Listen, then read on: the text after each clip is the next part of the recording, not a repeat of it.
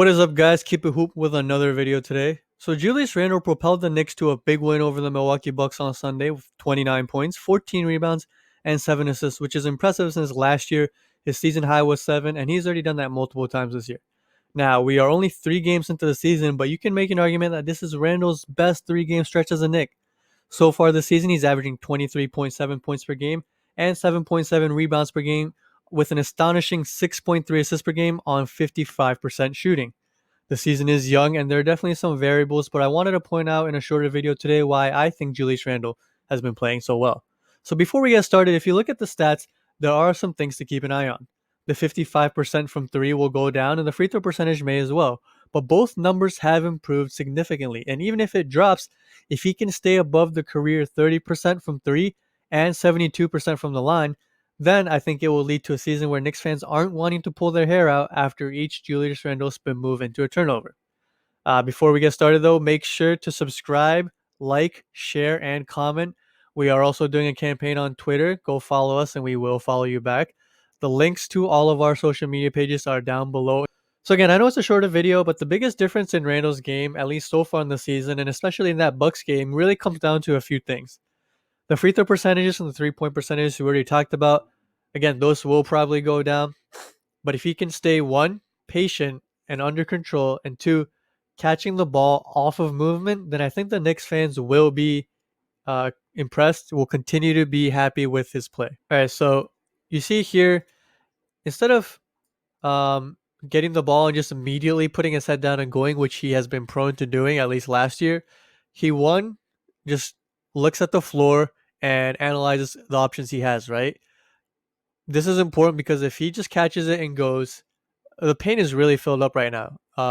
Every player on the Bucks is either in the paint or has a foot in the paint, and that, along with Bullock and Mitchell Robinson already being in the paint, that's 7 guys outside of Randle already in the paint. So if he wants to do his patent spin move or just put his head down, that's a lot of traffic, a lot of people to run into, and not a smart move. So instead, again, he just catches it, surveys the floor, takes his time, waits for Bullock to cut through, and then when he does attack, right here, he sees that there are 5 Bucks players watching him. Giannis is guarding him, DiVincenzo's watching, Chris Middleton's helping a little bit, Drew Holiday is helping, and Bobby Portis is also on the baseline ready to help. Randle, I think last year would have shot this, but instead makes a really nice read. Peyton also comes up from the elbow to give Randle a better angle, which I think is something that Thibodeau also stresses, is just off-ball movement. Gives Randle the lane, gives him the passing lane, knocks down the 3 right here. So this is a sight we saw a lot last year with Randle getting the ball and pushing it. And a lot of times he would force up a shot or spin towards the middle. It sometimes got him to the line, but too many times he was just too out of control. Instead here, he gives it up to Alex Burks on the corner, who's been playing really well himself. Hits Middleton with a nice pump fake for a dribble, one dribble pull-up, and we see the mid-range shot again. Not dead, guys. More rare, but it's still a good shot. This right here is one of those shots where you know it's one of your nights, but again, he's 5 of 9 so far from 3, the increased 3-point percentage. Obviously put a lot of work into that shot so far, and it's paying off. So on this play, you see him drive towards the baseline and not just a direct line to the hoop. He's more comfortable as a driver than he is as a shooter, but the confidence in his shot shows. Here we see Giannis go under the screen and sag off of him. So he does a nice job of waiting until DiVincenzo goes back to his man. And then again, instead of going directly to the rim, he spaces it out more towards the corner and then goes for a nice mid-range shot that's almost uncontested. So on this play, Drew Holiday does a nice job of staying with Randle, so he gives it up. He isn't forcing shots. And look, again, he's taking the attention that the Bucks give him, and then he's using it to get his teammates involved instead of forcing up a fadeaway or a tough mid-range shot here. Gets it to a better shooter in Reggie Bullock. Nice play there. This is a 3 that ends up rattling in, and you can say it's lucky, but he's not getting it and trying to go ISO like maybe Harden. He gets it and immediately attacks, and especially against a defender like Giannis, makes it a lot easier to create space and get a shot you like if you're decisive and making plays off of movement. This is a situation where he's always been good at. If he can find more opportunities to be a roller and catch the ball going to the hoop with the defense off rhythm, then he can use that strength and get good looks. Another 3 here, again, showing the confidence and his new jump shot. Looks good, high percentage so far. Great to see if you're a Knicks fan. He drives here, and instead of just putting his head down and continue to try going to the rim, as soon as he feels the contact, he stops on a dime and rises for a more balanced and clear look at the rim. Again, nice shot. on balance, and that's the biggest thing with Julius Randle so far this year. He's in balance. He's more patient. He's looking at the floor more, surveying the defense, making the right reads. I think what Tibbs is doing with more off-ball movement for the guys around Randle helps a lot too.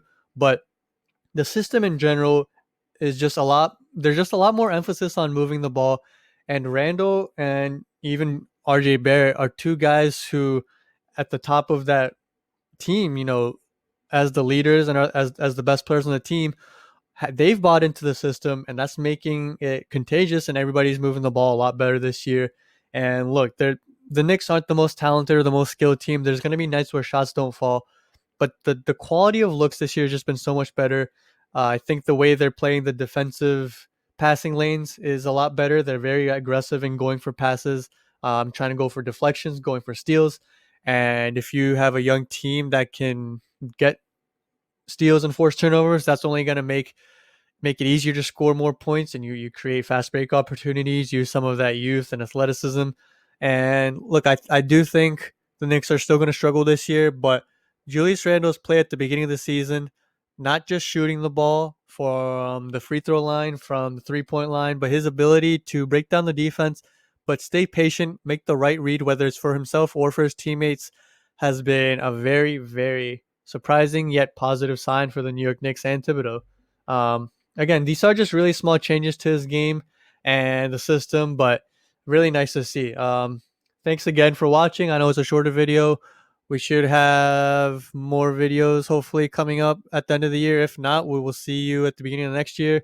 Again, please, please, please subscribe, like, share, comment, and follow our Twitter, Facebook, Instagram. Everything is underneath below in the descriptions. Thank you guys again, and we will see you guys soon.